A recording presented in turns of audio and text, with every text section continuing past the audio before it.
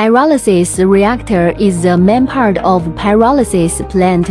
Let's see how doing control our machine quality. Detail 1. Pyrolysis reactor making material steel cutting. Let me show you from the beginning how to make our continuous reactor. Firstly, when we bought the plate, we put it here. This is the plasma cutting machine.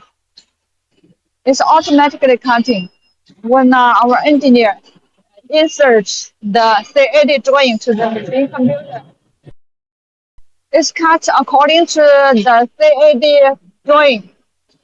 After cutting, we'll deliver this finished plates to different teams. Different team use different plates to make different parts of the machine. Now they start working.